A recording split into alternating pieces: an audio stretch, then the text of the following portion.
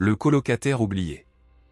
Daniel était assis sur son lit, le regard figé sur son téléphone. Un nouveau message venait d'arriver. « Jake et mec, tu peux prendre du lait en rentrant. » Daniel fronça les sourcils. Jake avait déménagé depuis 3 semaines. Il tapa rapidement, très drôle. « Tu m'écris d'où ?» Les 3 petits points apparurent, indiquant que Jake répondait. « Jake du dortoir, idiot. Où veux-tu que je sois ?» Un frisson glacé traversa Daniel.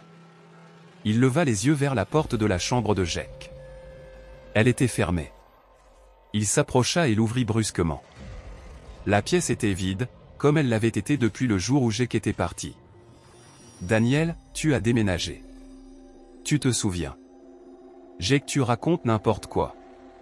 Je n'ai jamais quitté cet endroit. » Daniel sentit son estomac se nouer. Il ouvrit la conversation de groupe et remonta dans les messages. 3 semaines plus tôt, Jake avait bien annoncé son départ. Il se souvenait des cartons, du bruit du scotch refermant les boîtes, des dernières paroles de Jake, astérisque on se reverra peut-être, mec. Mais lorsqu'il revint en bas de la conversation, ces messages avaient disparu. À leur place, de nouveaux messages, des conversations qu'il ne se souvenait pas avoir eues. Jake, t'es sûr que ça va ? T'agis bizarrement ces derniers temps. Daniel sentit son cœur s'accélérer. Il ouvrit son application d'appel et composa le numéro de Jake. La sonnerie retentit 1 fois. 2 fois.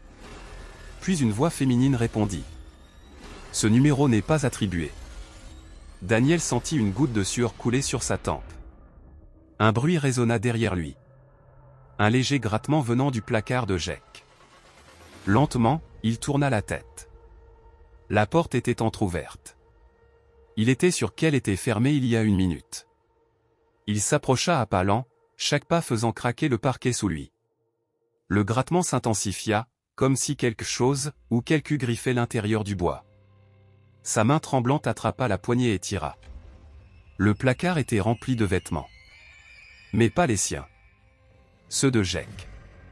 Accrochés comme s'il n'était jamais parti. Un sac de voyage était posé à terre, à moitié ouvert.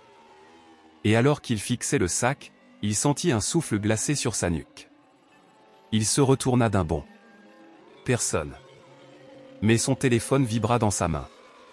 Un nouveau message. « Jake, pourquoi tu fais semblant de ne pas me voir ?» Daniel sentit son souffle se bloquer. Son regard paniqué fouilla la pièce. Puis, lentement, il remarqua quelque chose qu'il n'avait pas vu avant. Dans le miroir au fond de la chambre, son reflet était là. Mais derrière lui, une silhouette. Jake. Ou plutôt, quelque chose qui lui ressemblait. Sa peau était grise, ses yeux enfoncés dans des orbites noires comme la nuit. Ses lèvres bougèrent lentement alors qu'un murmure s'échappait de sa bouche. « Tu m'as oublié, mais moi, je ne t'ai jamais quitté. » Puis, d'un mouvement rapide, la chose se jeta sur lui. L'écran du téléphone.